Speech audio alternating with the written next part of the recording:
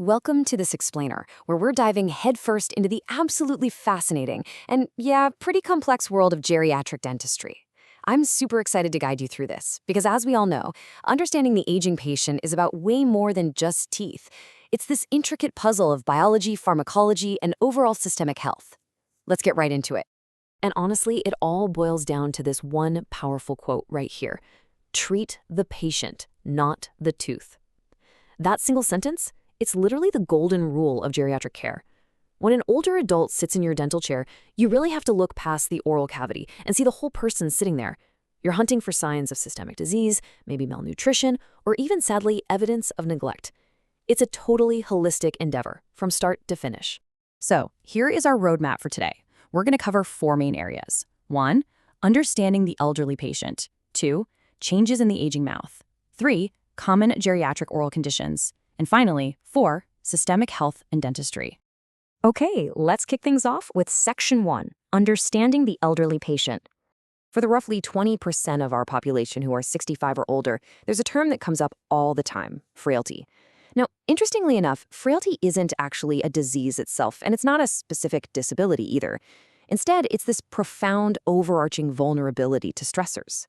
As clinicians, we have to constantly be on the lookout for its defining features, things like unintentional weight loss of more than 5 kilos in a single year, constant exhaustion, decreased grip strength, or even just a noticeably slow walking speed. Why does this matter? Because when a patient is frail, even minor dental stressors can have massive cascading impacts. So the real trick here is distinguishing between what's just normal aging and what's actually pathology. We absolutely need to bust a common myth right now. Cognitive decline, like dementia, is a disease. It is not, I repeat, not a normal or inevitable part of getting older.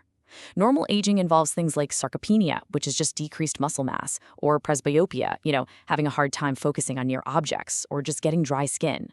But conditions like dementia, heart failure, or severe osteoporosis, those are distinct disease processes that require active, aggressive management. Moving right along to Section 2, Changes in the Aging Mouth. As we zoom in on the normal aging mouth, some really fascinating structural shifts start to happen. You know teeth naturally yellow, right? Well, that's because the underlying dentin literally changes in thickness and composition. And the cementum, that's the layer covering the root, it actually thickens over time. It almost triples in width between the ages of 10 and 75. Triples. We also see a drop in pulp sensitivity, since the blood vessels entering the tooth decrease. But here's a massive takeaway for you. It is a total misconception that saliva production naturally just dries up with age. Nope, dry mouth is usually caused by something else entirely, which we're going to uncover in just a second. Check this out, because it brilliantly illustrates how normal changes create entirely new vulnerabilities. Take a look at the normal age-related gingival recession on the left side there. See how it exposes the cementum? Well, because cementum is highly organic, it's way less resistant to environmental agents like sugar or tobacco. And that creates a direct vulnerability to the devastating root caries you're seeing over on the right. To put that into perspective, up to 64% of people over 80 have root caries. It's a huge issue. All right, on to Section 3, Common Geriatric Oral Conditions. There is just a stark contrast between these two conditions. On the left, we've got gingivitis. It's driven by plaque and characterized by red, swollen tissue. But while it's super common, it is entirely reversible with good oral hygiene. Now, on the right, we're looking at severe periodontitis. This is where inflammation causes the periodontal ligament to actually detach from the cementum. That leads directly to bone and tooth loss. And look, while tooth loss is common in older adults, I really want to hammer this home. It is never just an inevitable part of aging. Okay, remember how we said dry mouth, xerostomia, isn't just normal aging? Well, it usually comes down to polypharmacy. Just look at this table. Look at how many common everyday drug classes cause it. From antidepressants and sedatives right down to simple diuretics and antihistamines. The list is honestly staggering.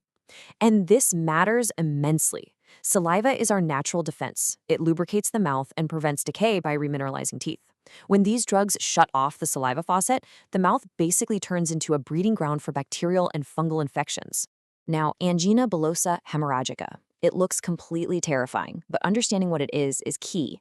It's basically an acute, localized blood blister that almost always pops up while the patient is eating, and it's caused by a break in the tissue junction. We see it most often in the elderly, and it's frequently linked to using steroid inhalers. Your game plan here? evaluate the area to rule out anything more serious, and then honestly just reassure the patient. It looks way worse than it is.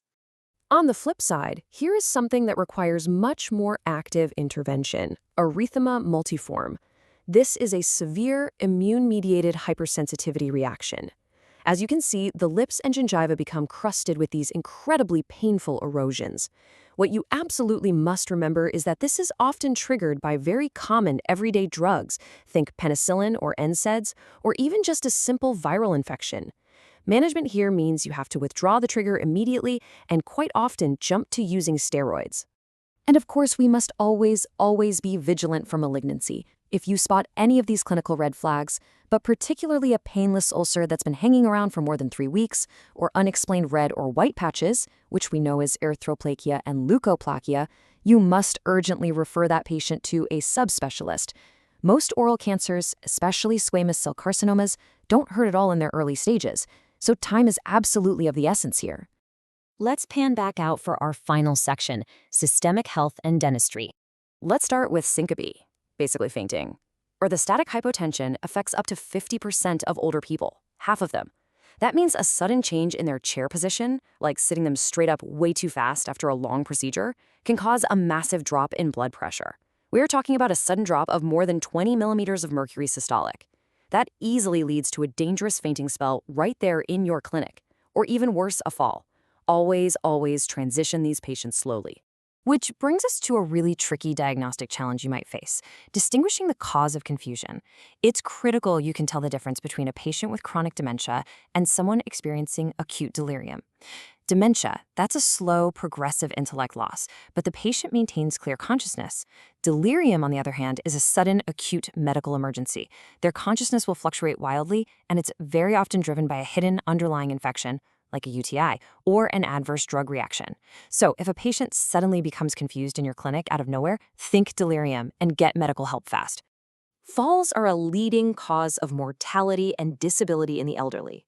Managing them in a hospital or care setting requires this specific, actionable protocol. We have to actively treat underlying infections, hydrate them, and stop any drugs that cause dizziness. But I really want to highlight point number 4 here. It sounds completely counterintuitive, right? Do not use bed rails. You'd think they keep patients safe, but the evidence actually shows bed rails can cause way more harm.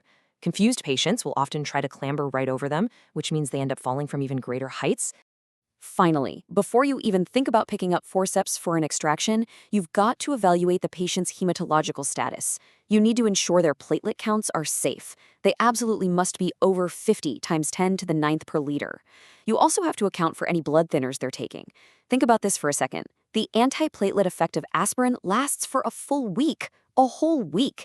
And for patients on warfarin, you've got to check that their INR sits safely right in that therapeutic range of 2 to 4. Wow, okay, we've covered some incredible ground today. We went from the literal cellular thickening of tooth cementum all the way out to the systemic dangers of polypharmacy and delirium.